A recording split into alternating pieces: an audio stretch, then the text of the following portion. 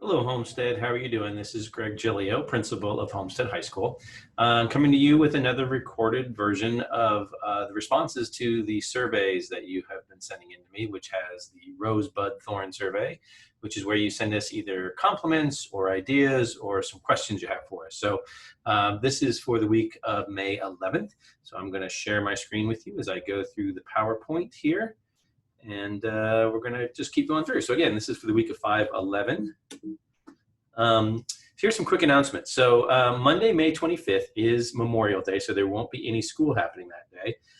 We are moving first period from Monday to the Friday before at the May 22nd at 1 p.m. So it's in the same time slot. It's just going to be on the Friday rather than the Monday. So there'll be two first periods in that week, the week of the 18th, and then the following week there'll be no first periods. This means that the last day for seniors will be May 28th. So we're getting right down to the end of the school year here, only a few more class meetings for all the senior classes.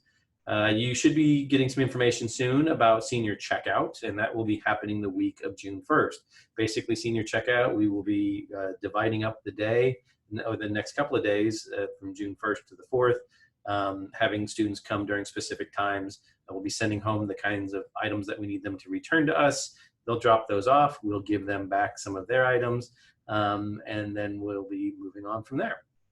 Let's see, so last day though for the 9th through 11th graders is going to be June 4th. So they do go to school that last week when seniors are checking out. We will be holding a senior awards ceremony on May 27th. It's a video that will be announcing all the winners, so stay tuned for the announcements on that. Again, and virtual graduation will be premiering on 6/4. That's June 4th at 3 p.m. You're about to get a big email coming through from Mr. Dong and others that will outline that process. So just keep an eye out for those. And we're glad to say that our mindfulness room has actually also gone online now too. That was a resource we had here on campus where students could get some relief from stress. And so one of our student advocates, Sarah Lloyd, put it onto the internet. And so it's now available online. So if you go to our student portal, you'll see a link for that there. So please go check that out. One other quick announcement we want to talk about is that, again, our campus is closed. All the facilities here are closed by order of the county. Our office is open on Monday through Friday, 9 a.m. to 3 p.m. We ask that if you're going to come through that you set up an appointment with whomever you're going to see. We are trying to limit the number of people that are here on campus, and the doors are locked, so we don't want you to be frustrated that if you show up and no one hears you're knocking because we're doing something else. So please make sure you're making the appointments. And for the rest of you folks, I know you're getting a little bored and a little antsy, but we need you to stay off of our facilities. We have locked all the fields and all the gates, and people are hopping those fences and gates, which is trespassing. So we want to make sure that nobody gets tickets because the sheriffs are patrolling, because it's pretty obvious that people are coming through. We have had some incidents where there's been some vandalism, so we definitely want to keep that under control. But just so you know, we do have security cameras on our campus and they are operational. And so if we have incidents of vandalism or whatever, we do turn that over to the sheriff, and they will then move forward with either citing people or going over and having a chat with them. So what we prefer that doesn't happen. So please just be respectful that we are closed by order of the county. Again, the survey that I sent out to everybody, and that there is also a link in this email that came through, asks for roses, things that are you think are working well or going well. So here's some of the things that people sent us. So there were a couple about just in general that for the HHS staff for making the best of this given situation, whether it's been the online learning or organizing senior celebrations or even starting to prepare for next year. There were several folks who wanted to show their appreciation for that. A parent also wanted to specifically thank her son's teachers for being so accommodating during a difficult situation that the family was going through. And so confidentially here, but I'll pass that along to the others, that the parent wanted to thank those teachers. There was also a shout out for me. So thank you very much for the video messages like this that we've been putting out and the constant communication. Again, I'm glad that our efforts are helping, and I know sometimes it can feel like an overwhelming amount of information, but we want to make sure we are keeping you in the loop. There was also one that specifically mentioned the regularity with which teachers have set their schedule. So saying that they really appreciate the fact that they were reliable and dependable during those times. There was also a very specific shout out from Mrs. Amasquita, who's one of our guidance counselors, and especially in regards to work with this parent's 2 sons. So thank you for Miss Amasquita. So those are the roses from this particular one. Couple of buds, emerging ideas or thoughts that parents shared with us that I will also be sharing with the staff. One is asking, can you encourage our students to be more active during the day? And I think that is a goal for all of us. And so, yeah, that's something I'll share with the teachers and try and see if they can incorporate some of that into the learning. That might be a way to get people up and active while having to do online learning. I know our PE department will be happy to hear that too. These next 2 are kind of connected in that one, direct quote says, it's awkward for kids to reach out to staff during office hours. That some kids are feeling like, I don't want to bug the teacher. I don't want to bring attention to myself. But actually, this is the perfect time to practice advocacy and know that our teachers are just kind of sitting there waiting for students to come and email them or say, hey, I need some help with something. And it's okay to say I need help. That's exactly what office hours are for. It's there to help you in these times. So please don't sit there and struggle on your own and think, oh, I don't want to bug my teacher. This is exactly what they're there for and why we schedule those hours into the day. So please take advantage of them. The other part was that kids would like to see more often their teachers' faces or hear their voices. And we've been hearing a lot of calls for more Zoom. Again, Zoom does create some issues in terms of bandwidth for some folks, or just the ability to have a good reception. And there's a lot of people who are kind of like students who are shy. They don't necessarily want to show their face. But we definitely would love to see your faces too. But I will pass along that your students would like to see and hear more from you. And hopefully we'll have a chance to do that as well later on in the year. A couple of thorns here. So there's several. I'm going to go through these. Some of the questions asking about who are the people that are on our school board. And we've had several veterans that are on there and a couple that are newer, but all of them have a very direct connection to our school. So the longest serving member is Bill Wilson. He is a parent of some graduates from our area. He's also a professor at De Anza. So he has been involved in our school district for a very long time. He's also held I think just about every office on the school board because they have president and vice president. He's also very active up and down the state in terms of the state school boards.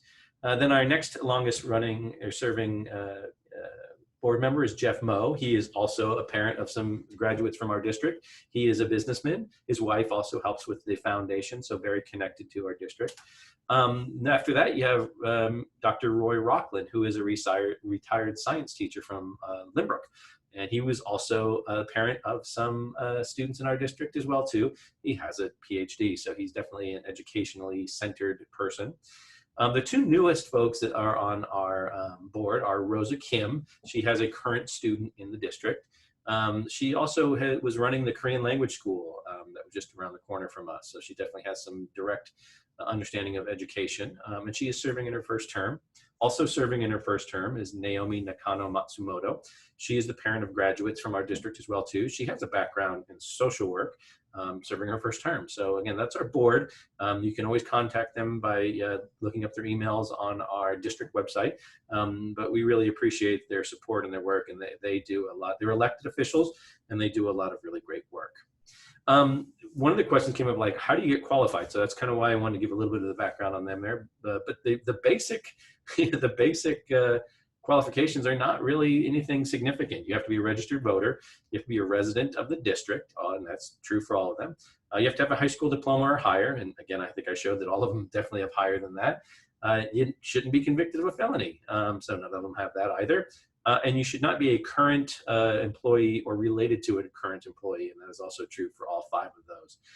I think other than that, you have to run a campaign, and you have to be electable, and you have to be willing to put in a lot of time and energy to learn all about the school district and the operations and the financial aspect of it. And we do train our board members. There is a conferences they go to every year, and they work with our district office. So these are people that have really given their time and energy to support our students.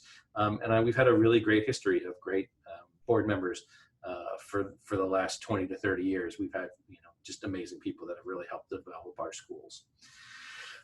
There was some questions about why was there no input from the community regarding the credit, no credit decision. Again, this kind of ties back to that board, I think questions with the board, but there actually was a lot of input given from the community, although it is very true. We did not send out a survey to every single person, student, staff, parent. We didn't do that. That would have been too difficult and too time consuming to try and compile all that. But our superintendent did gather opinions from small groups of leaders from those areas. We had parents that have been on some of our PTSAs and other booster groups within our schools. We've had students that were on leadership.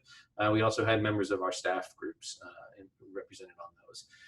It is also fair to say that our superintendent, our board members, and all of our principals received emails from the community on a variety of the different grading strategies that were out there. And so we compiled those and turned those over to the superintendent and the board so they could see what people were thinking. At the actual board meeting, if you watch that, I will watch that one. It was an 8-hour board meeting. There were 75 people who turned in pre-written comments, and the board read every single one of those. And then there were live comments from people in the audience, again, the Zoom audience, for about 3 hours before the board voted to ratify or support that decision that was made by the superintendent. So there was input that was given. And again, in a situation like this, there are going to be times where we make decisions that not everybody is going to like. And you know, there are still some people that are not happy with that, but at this point we have made that decision and we're moving forward with it. So again, we are already doing other things, as we talked about, in terms of training our teachers to write better letters of recommendation. We are going to be teaching our students how to really write those applications to answer those questions. And we're seeing from up and down the state that other folks are following the credit, no credit decision as well too. One of the things that came up was, you know, I think a mistaken question, to be honest, was saying, well, isn't it kind of shameful that our teachers can't determine a letter grade, that they can't grade something in remote learning? And that's not actually what we were saying. We weren't saying they can't grade it, but saying that because so many things have changed, the grading seemed to not apply so well, and that it was really difficult to compare what learning is before the school closure and after the school closure. And we're using, you know, people asking us to use the same grading letters, right? So again, this is an emergency situation, and that it may not seem like it's an emergency right this second because we've been living with it for several weeks, almost 2 months now. But we have been creating as we're going along. We didn't get the opportunity to sit down and plan how to go to remote learning. We basically did it as it happened. And we also had to change what we were teaching. So things that we had already planned on going through maybe weren't the things that we were going to be able to get through. We had to focus on some of the essentials so that kids would be able to move through to the next year. Again, traditional assessment tools, tests, are not as valid as they are when it's an online environment versus when they're in the classroom. And that goes to the next bullet point there, where the remote learning environments are not equitable in all places, depending on your bandwidth, the number of people that live in your house, how noisy or quiet it might be, or how much support you may or may not have in the house. So when you throw all those things in there, that's made it really, you know, a different game we were grading. And so the old letter system didn't quite seem to work. And so that's what we meant by couldn't determine a grade. They could have made up a grade, but it would have felt weird or different or not as equitable as we do when it's face-to-face learning. I can tell you, though, that we will be returning to letter grades in the fall. We will not be going to semesters. So you know, this is going to be true whether we are still in or have some sort of hybrid of remote learning and face-to-face learning based on restrictions next year. But we are going to be actually doing everything we can to plan and make strategies and systems that will be able to support this. And again, what that's going to mean is, starting now, when we're in May, we will have May and the summer to get ready for the start of school in the year next year. We're still waiting to hear some definite directives from the county or the state, but we can start, you know, theorizing what some of those plans are going to be and start to try to make up a strategy around how to deal with those. But the two things that we will need to really look at is we will have time to redesign and prioritize the curriculum. So we'll be able to understand what it is and how it is that we're going to teach those and have time to perfect that. We will also be redesigning the assessment so that they can authentically measure student knowledge and skills. We will have used and tried out several different platforms and tools, and we're going to be using the best ones that will allow us to actually do those letter grades. So, yep, it would create a big uproar to do the credit, no credit. It's something we went to and we're going to go for right now. That will not happen in the fall because of the time and the planning and the experience that we will have had with remote learning right now. And others people were saying, well, other districts are grading. Why can't you grade? Well, they aren't really grading when you get down to it. There are if you start reading some of the fine print of some of the things that are going on in other districts, there are some districts that are saying, okay, we give up. We're going to give every kid an A because we feel this is an unfair situation. We're just going to give you an A. That's not really grading. That's just assigning a letter grade, right? There are other districts that when they're saying we're going to be using letter grades, but they will not earn lower than they had at their 6-week progress report. That's also not really grading. That's just saying, well, if they got a B, I can just kind of keep looking at this and they're not going to get lower than a B, but maybe they'll get a little higher than a B. That's not really grading either. That is assigning a grade.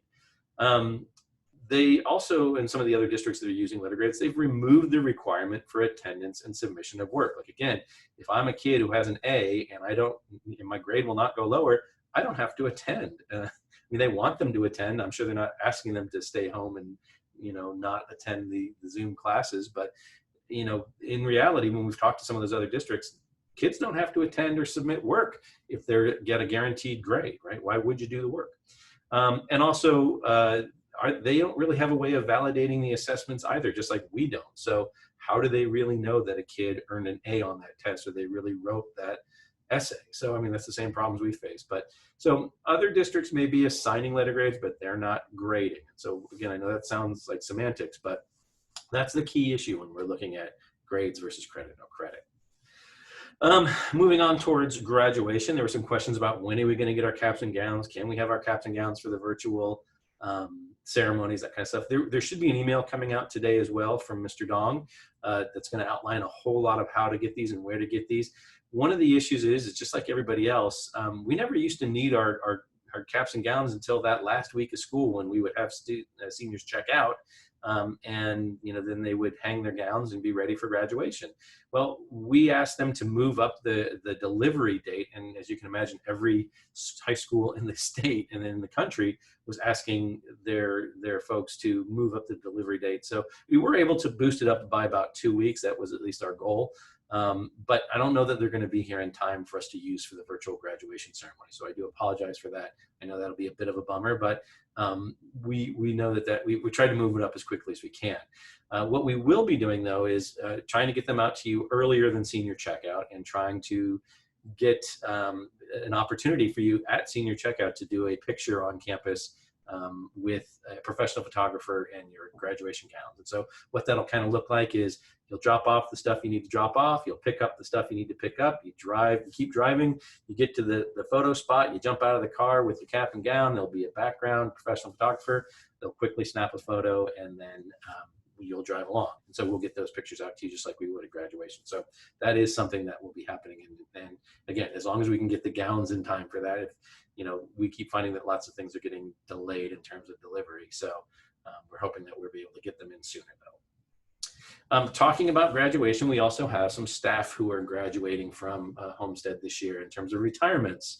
And so, we've already started talking about this, so you may have heard about a few of these, but here are teachers in no particular order and staff members in no particular order. But Mary Jo Gunderson, who's one of our English teachers, who's been here for about 15 years, she is going to be retiring at the end of this year. So again, we appreciate all the support and help that she's done. She was a department lead as well as an English teacher that did a lot of the higher level courses. And so she's had a great influence on the English department. Mary Lund, who is our college and career counselor, she will also be retiring at the end of this year. So she is the one who helped get all your seniors and other students ready for their college applications. So we will be looking for a new folk, but she's done a great job in terms of organizing Naviance, college applications, college fair, career fair. We will definitely miss her. Steve Schmidt, who is a longtime employee here on our site, he is our student advocate. And he's helped a lot of kids who are struggling in terms of their home life or their school life. And when he started working here, this job didn't exist. And because of the great work he was doing, the district decided, let's make this a real position and do this at every site. So Steve Schmidt's influence on mental health support in this district has been phenomenal. So again, I know we will all miss him. I'm sure he'll be on the sidelines as he normally is for most sporting events, so we'll hope to see him there. Tom Smer is our workability teacher, and he's also the guy who runs the smoothie shop here on campus and gets some work experience training for some of our kids. So he does part-time teaching and part-time classified staff, but he is going to be hanging up his teaching robes as well and moving on. So again, we wish him the best of luck. Nina Swendig, who is one of our AP secretaries, and she oversees a lot of the activities area. She's also a former parent of students who graduated from Homestead. Also, has been doing a lot of great work for the years. So she'll be retiring at the end of this year as well. She's looking to become a full-time grandmother. So we wish her the best in that. And finally, only because alphabetically it's the last in the line, Susan Wilson, also a fantastic English teacher of ours who's done a lot of great work, has had her own students go through Homestead, recently helped the mock trial folks get a massive victory right before everything shut down. And they were about to go to states, but that was the best they've ever done. So thank you for her guidance. She's been super influential in the English department and with our students. And we will miss each and every single one of these teachers. But wanted to let you know those are some of our staff members who will be graduating this year as well.